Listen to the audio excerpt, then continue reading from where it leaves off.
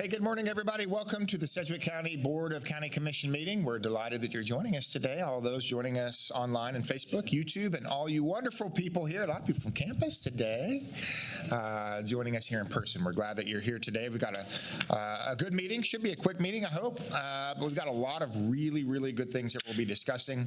If you look at the order of business, we always encourage you that when you walk in, if you could just pick up a meeting agenda packet, you can follow along with all the things we're working on today from the commission. And if you have any questions about any of the supporting documents the commissioners have at our access as we're making decisions on these items, you can always access that at sedgwickcounty.org. We encourage you to do those. So I always want to make note of people that we have here today before we get going. I do want to acknowledge Mayor Russ Kessler. You're here today from Hayesville. City Administrator Will Black is here too. So glad you guys are here today, and we'll talk a little bit about why you're here today shortly, but we want to honor you and appreciate you being here this morning. Okay, let's get to work. I'll officially call this meeting to order for Wednesday, November 19, 2025. Madam Clerk, first item, please. Invocation to be observed by a moment of silence. Please remain standing for the Pledge of Allegiance.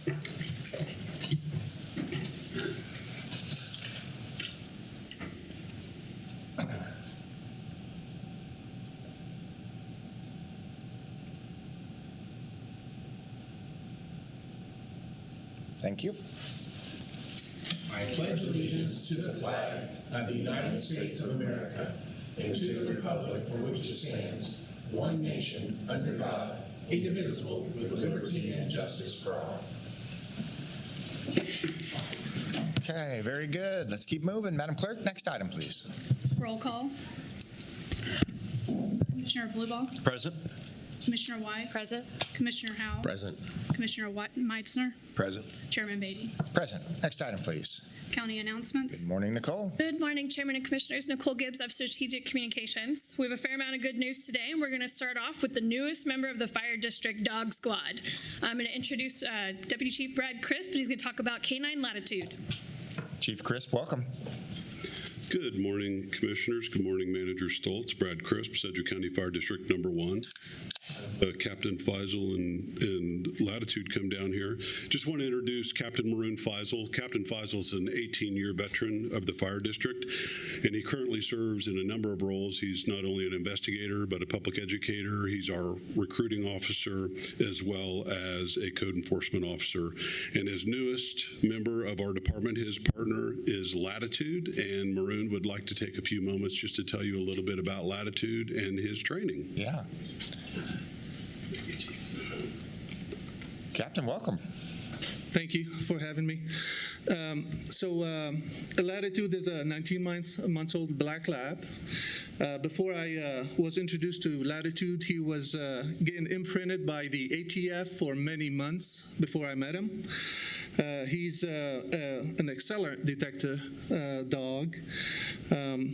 After his training was complete, I was introduced to him in Virginia, and for 6 weeks, basically the training was how to understand Latitude's behavior, how to train him, and how to use him on scenes.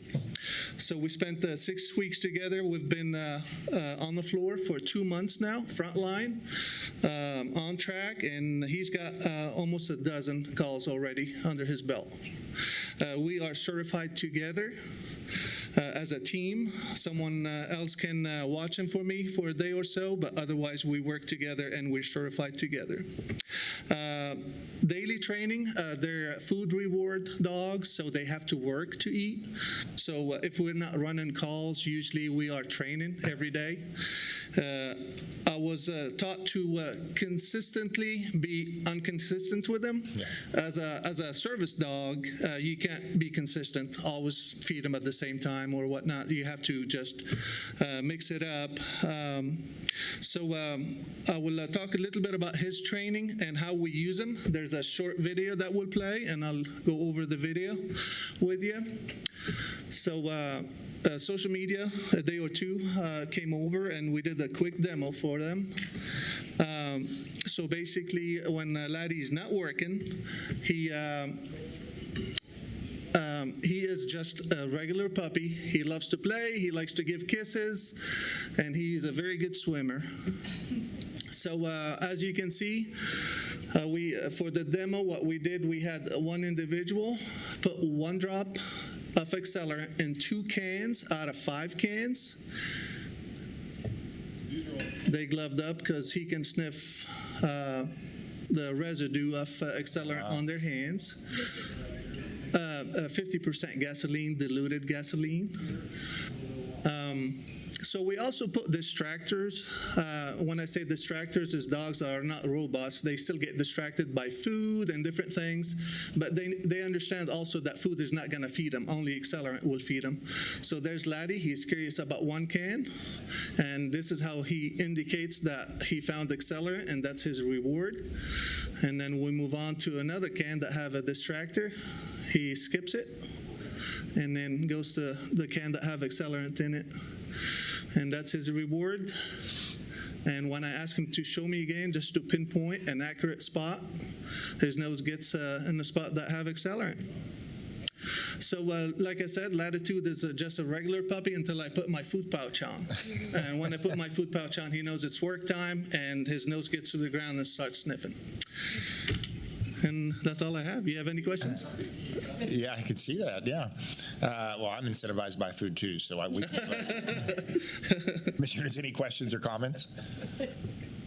Hey, Captain, tell us a little bit about the role this dog plays, obviously for the Sedgwick County Fire Department and our taxpayers in the fire district, but this dog has a greater role and it can be used across the state. How does that work with ATF, and what are the requirements there? So the dog is an ATF dog, and the way I put it is almost like on consignment to Sedgwick County, and he's an asset for the whole state. So we can use him here locally by us or neighboring departments, or they can, Latitude can be requested anywhere in the state. I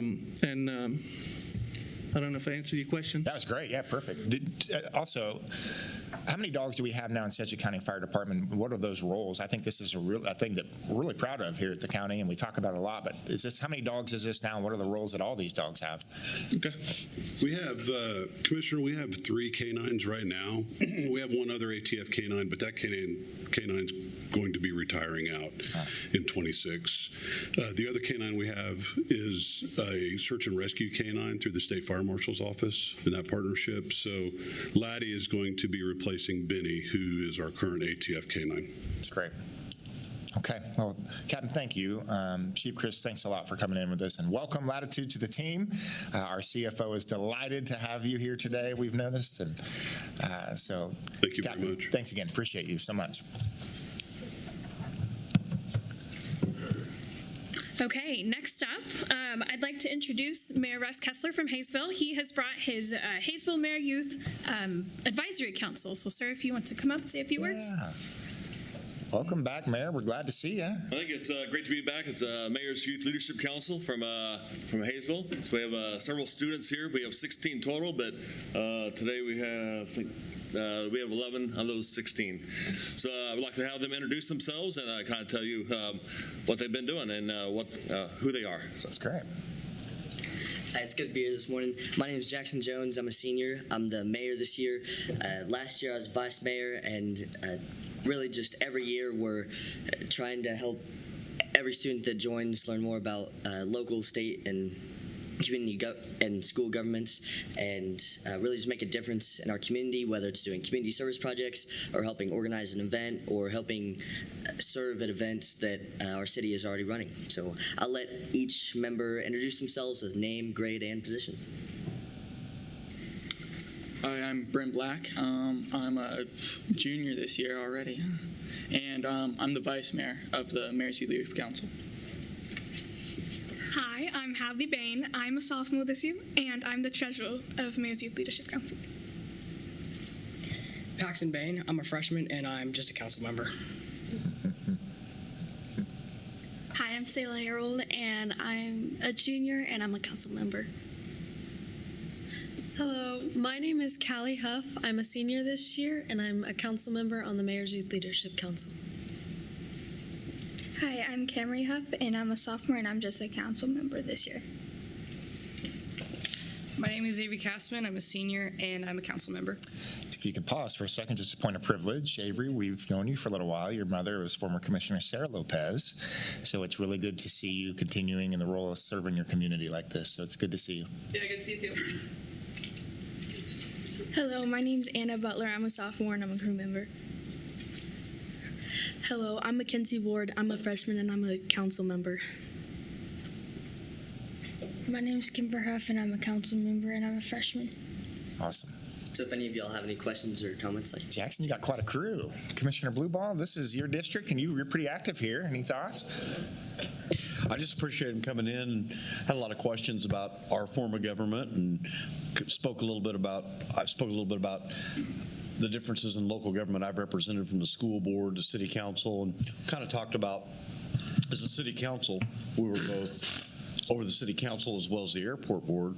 Same thing here, we're over county commission as well as the fire board, and we'll demonstrate that here in a little bit as we go into the fire board. So appreciate you guys coming in and being active, and just commend them for stepping up, and hopefully they'll continue to serve their community. I agree. Yeah. Commissioner Howe. Thank you, Chairman. Just wanted to say it's great to see so many young people interested in this. And a number of you said, I'm just a council member. I don't know that I agree. Just a council member. You are a council member. It's a very cool thing that you guys are doing. I am curious, are you guys trying to promote any type of policy ideas, or to develop any type of solutions to property taxes, or whatever? What are you working on? Not exactly. Most of our projects, like I said, are community service projects. So recently we've been trying to work with our school to clean up after some sports events, because obviously after big football games against rivals, or upcoming basketball, wrestling, any sort of event, cleaning up after is always a chore for any janitor that's left over or anybody else, and we just want to make sure that we're not leaving a burden on our staff. And so just kind of helping out in that small way, or going out into our community. Right now we're trying to look at maybe serving at the diverse care down in Hayesville, and just really helping out, making sure that people have a positive outlook on the youth in our area, and just really trying to make a difference in our community. So, Mr. Mayor, how many years have you had the Mayor's Youth Council? This is the third year that we have been doing it. It's we had it years ago, but it was stopped, so I brought it back 3 years ago. So I definitely think it's great to get our youth involved with just local government. Of course, they'll be exposed to local government as far as the city and county, and we always go to the state also, up at Topeka, meet the governor, meet different representatives, sit in on different committee meetings, sit on the House floor, just to see the different forms of government, and see how they differ and see how they're similar. Do they run for these positions, or they just sign up? How does that work? To be part of the Mayor's Youth Leadership Council, we will start advertising it right before school ends. Get people signed up, and we will receive applications. Then we'll go through it over the summer. We'll bring them in for a one-on-one interview. Then we'll select the people to be on the leadership council. And then, like Jackson, he's the mayor this year. So we have 4 positions: the mayor, vice mayor, treasurer, and secretary. And the students vote for those positions.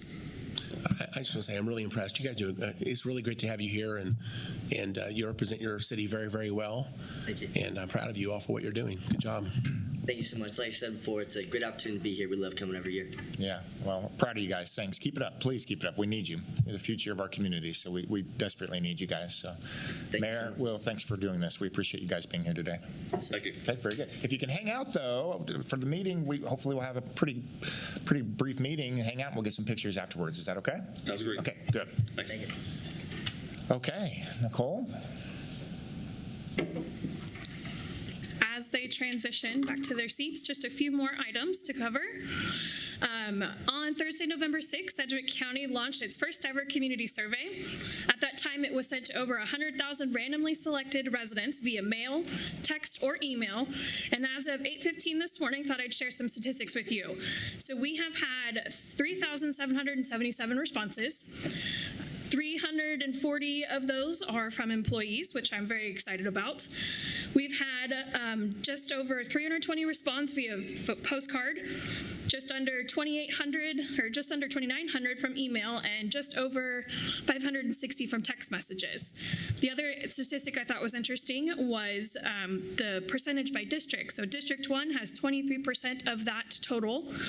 District 2 is 16, District 3 is 25, District 4 is 18, and District 5 is 18. Those are all percentages of that 3,700 that we're talking about. Later this morning, we are opening up the survey to the greater Sedgwick County community for their input. We ask residents 18 and older who did receive a personalized email, text message, or postcard to complete the survey via those channels, but anyone else who's interested can access the online survey via our website at sedgwickcounty.org and our social media channels. The plan is to close the survey the first week of December. Last but not least, Sedgwick County offices will be closed on Thursday and Friday, November 27th and 28th in observance of Thanksgiving. As always, emergency services are available by calling or texting 911. That's all I have for today. I'll stand for any questions. Okay, guys, any questions for Nicole? Good job as usual. Thank you, Nicole. Thank you. Appreciate it. Okay, Madam Clerk, let's keep moving. Next item, please. Public agenda. Okay, we had no one sign up for public agenda today, so we'll continue to move on. Next item, please. Consideration of minutes. Item 1A. And BONC meeting minutes of October 29th, 2025. Okay, commissioners, you can see here that we're talking about the en banc meeting that we have at the City of Wichita. All commissioners were present. Do we have any questions or comments on the meeting minutes? Okay, seeing none, I'll make a motion to approve the en banc meeting minutes of October 29, 2025. Second. A motion and a second. Madam Clerk, please call the roll. Commissioner Blueball. Aye. Commissioner Wise. Aye. Commissioner Howell. Aye. Commissioner Meitzner. Aye. Chairman Beatty. Aye. Okay, moving to consent agenda. Madam Clerk, next item. Consent agenda. Okay, Tom.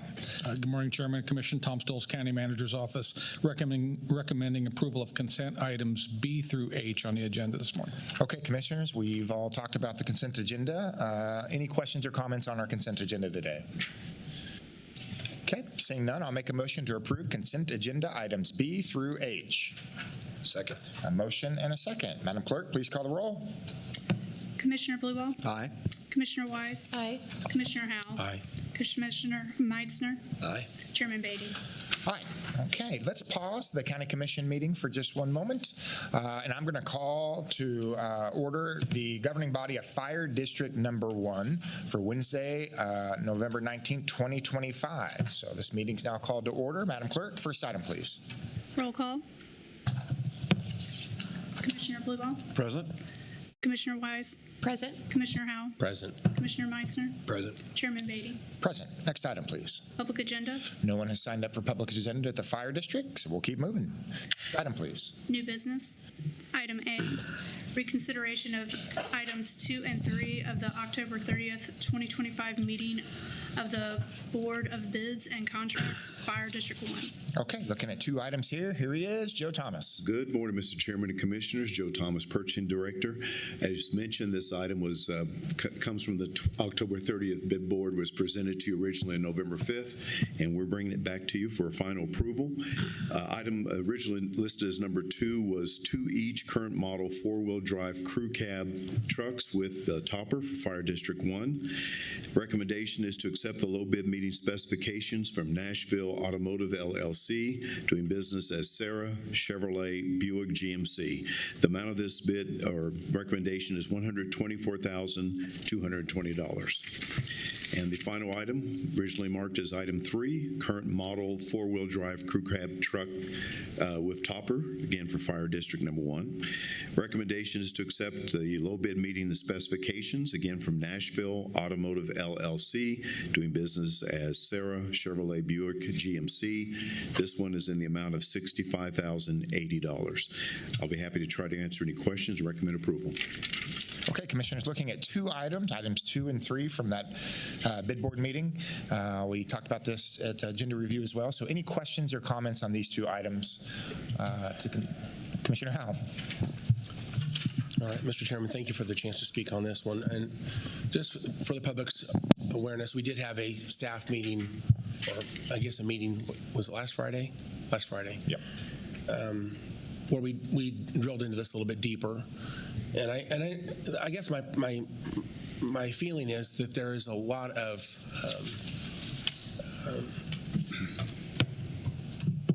there's a defense of this plan that is almost I feel like if I ask questions, I make people upset by asking questions. I don't think that should be that way. Okay, so my concern is, these are 3/4 ton trucks, 6.6 liter, quad cab, 4-wheel drive. And apparently we have, I guess, again, I think last Friday we found out we have less than 8. I thought we last week, Wednesday, when we spoke about this, I believe at that time I was told there was 8 of these vehicles, and I don't know that that's not true. It sounds like we only have a few of these now.